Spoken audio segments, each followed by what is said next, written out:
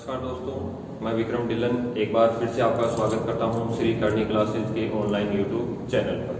दोस्तों, हमारा टॉपिक चल रहा था राजस्थान के लोक देवता, जिसमें कल अपन ने बात कर ली थी पंच पीरों के बारे में। पंच पीर पाबू, हड़दू, रामदेव, मांगलिया मेहा, पांचों पीर पधार्यो गोगाजी गेहा। देखो, इसकी एक शॉर्ट ट्रिक भी है, इसको अपन शॉर्ट ट्रिक से भी याद कर सकते हैं। शॉर्ट ट्रिक है गोपा मेहरा। ठीक है, गो फोर तो क्या था, गोगा जी। ठीक है, पा फोर क्या था, पाबू जी। मे फोर क्या था, मेहा जी। है फोर क्या था, हड़बू जी। और रा फोर अपन ने कल इनके बारे में पढ़ाई था, क्या नाम था, रामदेव जी। तो ये राजस्थान के पंच पीर, जिन्हें हिंदू भी पूछते हैं और मुस्लिम भी पूछते हैं, गोपा मेहरा। ठीक है, राजस्थान के 5 लोक देवता, जिन्हें हिंदू भी पूछते हैं और मुस्लिम भी पीर के रूप में इन्हें पूछते हैं। तो इनकी शॉर्ट ट्रिक क्या है, गोपा मेहरा, गोगा जी, पाबू जी, मेहा जी, हड़बू जी और रामदेव जी। इनमें से रामदेव जी के बारे में कल अपन ने पढ़ लिया था, और आज अपन नेक्स्ट जो लोक देवता है उनके बारे में अपन आज शुरुआत करते हैं। तो सबसे पहले आज अपन बात कर लेते हैं थोड़ी सी हड़बू जी के बारे में। राजस्थान के जो नेक्स्ट पंच पीर हैं उनकी बात कर लेते हैं अपन। हड़बू जी साकला। नेक्स्ट लोक देवता कौन से हैं, हड़बू जी साकला। देखो, सबसे बड़ी विशेषता कि इनका गोत्र कौन सा, साकला।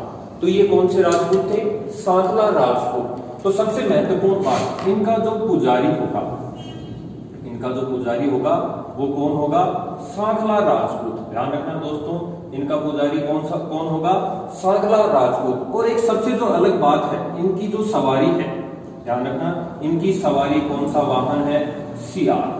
ठीक है, इनकी सवारी कह दो या फिर क्या कह दो, वाहन। वाहन कौन था, सियार। क्योंकि बाकी सबके घोड़ा या घोड़ी मिलेंगे, लेकिन हड़बू जी साकला का जो वाहन है वो वाहन कौन है, सियार। नेक्स्ट अपन बात करें, ये सबसे महत्वपूर्ण रामदेव जी के क्या थे, मौसेरे भाई। रामदेव जी के क्या थे, मौसेरे भाई। ध्यान रखना, रामदेव जी के क्या थे, ये मौसेरे भाई।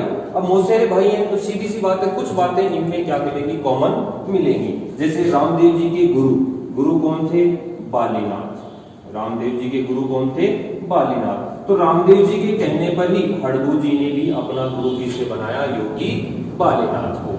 ठीक है, ध्यान रखना दोस्तों, इनके गुरु कौन थे, बालीनाथ। क्यों, क्योंकि रामदेव जी के मौसेरे भाई थे। रामदेव जी के गुरु कौन थे, बालीनाथ। और इन्हीं के कहने पर इन्होंने अपना गुरु किसको बनाया था, बालीनाथ जी को बनाया था। अब बात कर लेते हैं जो क्वेश्चन अलग से एग्जाम में पूछे जाते हैं, इनका जन्म कहां पर हुआ है।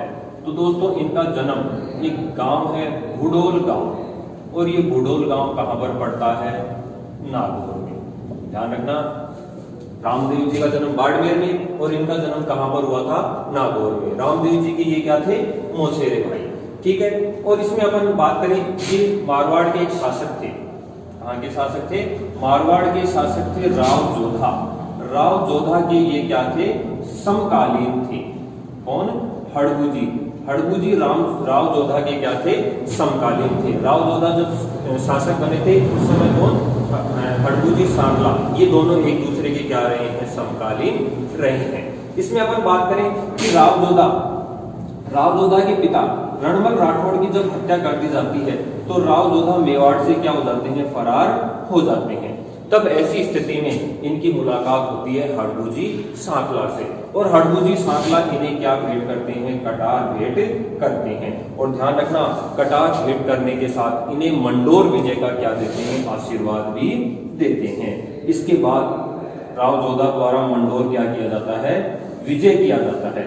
और इसके जब राव जोधा मंडोर विजय कर लेते हैं और मारवाड़ के क्या बन जाते हैं, शासक बन जाते हैं, तब इनके द्वारा इन्हें कौन सा गांव प्रदान किया जाता है, बेंगटी गांव। कौन सा गांव प्रदान किया जाता है, बेंगटी गांव। और बेंगटी गांव कहां पर है, जोधपुर में। बेंगटी गांव कहां पर है, जोधपुर में। और यहाँ पर इनका प्रमुख क्या बना हुआ है, मंदिर बना हुआ है। ध्यान रखना दोस्तों, जन्म तो कहां पर हुआ है, बुडोल गांव, नागौर। और इनका मंदिर कहां पर बना हुआ है, बेंगटी गांव, जोधपुर में बना हुआ है। आगे इनकी सबसे बड़ी विशेषता ध्यान रखना कि हम इनकी पूजा क्यों करते हैं। क्योंकि देखो दोस्तों ये क्या था कि हड़बूजी क्या थे, इस गांव के अंदर जो अपंग गायें थी, इन अपंग गायों के लिए क्या लेकर आते थे, चारा लेकर आते थे। अपंग गायों के लिए क्या लेकर आते थे, चारा लेकर आते थे। तो इस बेंगटी गांव में जिस बैलगाड़ी से ये चारा लेकर आते थे वो बैलगाड़ी आज भी क्या है, रखी हुई है। इनके मंदिर में इनकी कोई मूर्ति नहीं है। मूर्ति के स्थान पर किसकी पूजा होती है, बैलगाड़ी की पूजा की जाती है। इनके मंदिर का निर्माण जो बेंगटी गांव में इनका मंदिर है, ये मारवाड़ के शासक किसके द्वारा, अजीत सिंह के द्वारा करवाया गया था। ये अजीत सिंह दोस्तों वही हैं जिनकी मृत्यु पर पशुओं ने स्वेच्छा से क्या दी थी, बलि दी थी। तो बेंगटी गांव जोधपुर में इनका मंदिर, और मंदिर का निर्माण मारवाड़ के शासक किसके द्वारा करवाया गया, अजीत सिंह ने। और यहाँ पर इनके किसकी पूजा होती है, बैलगाड़ी की। कोई मूर्ति नहीं है। जैसे रामदेव जी की पगलियों की पूजा होती है, वैसे ही यहाँ पर किसकी पूजा होती है, इनके बैलगाड़ी की पूजा होती है। क्योंकि अपंग गायों के लिए क्या लेकर आते थे, चारा लेकर आते थे। और सबसे बड़ी विशेषता कि इन्होंने, हड़बूजी ने जो समाधि ली थी वो कब ली थी, इनके द्वारा जो समाधि ली गई थी वो रामदेव जी की जो समाधि लेने का जो दिन था, रामदेव जी ने समाधि कब ली थी, भाद्रपद शुक्ल एकादशी, इसके 8वें दिन। कौन से दिन, ध्यान रखना दोस्तों, 8वें दिन इनके द्वारा क्या ली गई थी, समाधि ली गई थी। और जो सबसे महत्वपूर्ण क्वेश्चन हमेशा पूछा जाता है हड़बूजी के द्वारा कि शकुन शास्त्र के ये क्या थे, ज्ञाता थे।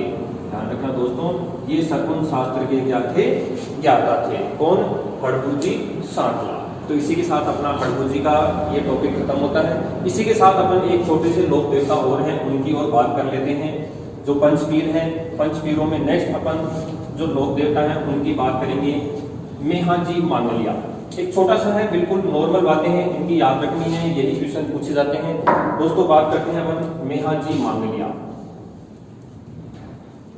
मेहाजी मांगलिया नेक्स्ट जो पंचपीरों में नेक्स्ट लोक देवता शामिल है, कौन, मेहाजी मांगलिया। ठीक है, तो देखो ये ध्यान रखना, जन्म तो इनका एक राजस्थान में इनके लिए कहानी चलती है, किंवदंती है कि जन्म तो इनका सांकला गोद में हुआ था, लेकिन इनका पालन पोषण हुआ था इनके ननिहाल में। और इनके ननिहाल का जो गोत्र था वो था मांगलिया। ठीक है, जिसकी वजह से इन्होंने कौन से गोत्र को अपनाया, मांगलिया। और जो मांगलिया राजपूत है, कौन, मांगलिया राजपूत के ये क्या है, इष्ट देव है। ध्यान रखना दोस्तों, मांगलिया राजपूत के ये क्या है, इष्ट देव है। कौन, मेहाजी मांगलिया। इनका प्रमुख मंदिर कहां पर बना हुआ है, मंदिर बना हुआ है बापणी गांव। ध्यान रखना, मंदिर कहां पर बना हुआ है, बापणी गांव। और ये बापणी गांव भी कहां पर पड़ता है, जोधपुर में। और इनका जो घोड़ा था, ठीक है, इनके घोड़े का नाम भी अपने को याद रखना है, बहुत बार पूछा गया है। घोड़ा कहां पर है, क्या नाम है, किरण काबरा। घोड़े का क्या नाम है, किरण काबरा। और सबसे महत्वपूर्ण बात, ये मारवाड़ के शासक, जैसे अपन ने अभी बात की थी हड़बूजी राव जोधा के समकालीन थे, तो ये मारवाड़ के शासक थे राव चूड़ा।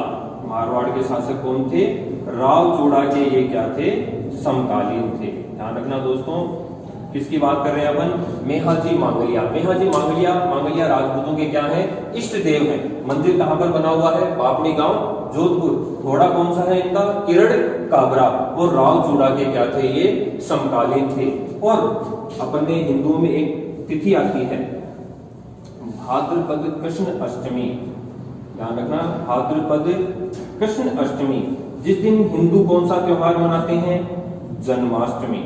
जिस दिन अपन हिंदू धर्म में कौन सा त्योहार मनाया जाता है, जन्माष्टमी। इसी दिन जो मांगलिया राजपूत हैं वो इनकी क्या मनाते हैं, मेहाजी की अष्टमी मनाते हैं। मेहाजी की क्या मनाई जाती है, अष्टमी मनाई जाती है। ध्यान रखना दोस्तों कि मेहाजी जो मांगलिया है, मांगलिया राजपूतों के इष्ट देव हैं, और इन्हीं के द्वारा भाद्रपद कृष्ण अष्टमी को क्या मनाई जाती है, मेहाजी की अष्टमी मनाई जाती है। जिस दिन अपन जन्माष्टमी मनाते हैं उस दिन ये क्या मनाते हैं, मेहाजी की अष्टमी मनाते हैं।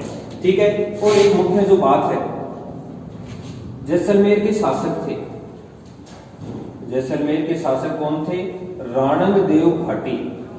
ध्यान रखना दोस्तों, कई बार पूछा गया क्वेश्चन है, जैसलमेर के शासक कौन थे, राणंग देव भाटी। इनके साथ युद्ध लड़ते हुए इनकी क्या हो गई थी, मृत्यु हो गई थी। ध्यान रखना, युद्ध लड़ते हुए इनकी क्या हो गई थी, मृत्यु हो गई थी। ध्यान रखना, शहीद हो गए थे या वीर गति को इनको क्या हुई थी, प्राप्ति हुई थी। और जो मेहा जी की सबसे बड़ी विशेषता है कि इनका जो पुजारी होता है, पुजारी कह दो या फिर क्या कह दो, भोपा कह दो, इस पुजारी के वंश की कभी भी क्या नहीं होती है, वंश वृद्धि नहीं होती है। क्या नहीं होती है, वंश वृद्धि नहीं होती है। ये क्या करते हैं, ये किसी दूसरे की संतान को गोद लेते हैं और उसी के आधार पर ये क्या करते हैं, अपने वंश को आगे बढ़ाते हैं। ध्यान रखना, जो मेहा जी मांगलिया को जो पूजा करता है, मंदिर का पुजारी होती है, इनकी वंश वृद्धि नहीं होती है। ये इनकी द्वारा ही क्या किया जाता है, वंश को वृद्धि बढ़ाने के लिए दूसरे की संतान को गोद किया जाता है। तो इसी के साथ अपना मांगलिया राजपूत मेहा जी मांगलिया भी कंप्लीट हो जाता है। और एक और लोक देवता की अपन बात कर लेते हैं, छोटा सा 2 लाइनों का लोक देवता है। इसी के साथ देखो पंच पीरों में नहीं है लेकिन छोटा सा है, अपन बात कर लेते हैं उनकी। नाम है मामादेव, नाम सुना ही होगा आपने, कौन क्या नाम है, मामादेव। ध्यान रखना, कई बार क्वेश्चन पूछा गया है कि किस लोक देवता को बरसात का लोक देवता कहा जाता है। किस लोक देवता को क्या कहा जाता है, बरसात का लोक देवता कहा जाता है। यानी कि अपन बारिश आने के लिए किसकी पूजा करते हैं, मामादेव की पूजा करते हैं। दूसरी बात, इनका क्या नहीं होता, कोई मंदिर नहीं होता। ध्यान रखना, किस लोक देवता का मंदिर नहीं होता है, तो वो कौन से लोक देवता है, मामादेव। इनका क्या बना होता है, गांव के बाहर तोरण बना होता है। गांव के बाहर क्या बना होता है, तोरण बना होता है। तोरण आप लोग समझते ही हैं, जब विवाह शादियों में अपन जाते हैं तो दूल्हे के द्वारा जब तोरण मारा जाता है तो गेट के ऊपर इस तरीके से मूर्तियां बने, देवताओं के चित्र बने होते हैं और उसके ऊपर छड़ी से क्या मारता है, तोरण मारता है। ठीक है। और सबसे महत्वपूर्ण बात, इसको इन्हें किसकी बलि दी जाती है, भैंसे की बलि। मामादेव को किसकी बलि दी जाती है, भैंसे की बलि दी जाती है। ठीक है दोस्तों, तो आज हमने बात की 3 लोक देवताओं की, हड़बू जी, मांगलिया मेहा जी और मामादेव। ठीक है, तो आपको कैसे लगे ये 3? अपन एक लोक देवता की और बात कर लेते हैं, नाम है इलोजी। देखिए इलोजी नाम सुना होगा आपने। सबसे महत्वपूर्ण बात, इन्हें क्या कहा जाता है, छेड़छाड़ का लोक देवता।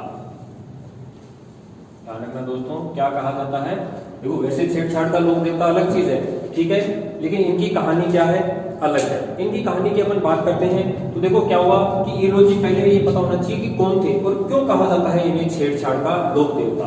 इलोजी कौन थे, इलोजी आपने होलिका, होलिका के क्या थे, ये होने वाले पति थे। ध्यान रखना दोस्तों, ये होलिका के होने वाले क्या थे, पति थे। होलिका वही स्त्री है जो आग में नहीं जलती थी, ठीक है, आग जिसे नहीं जला पाती थी।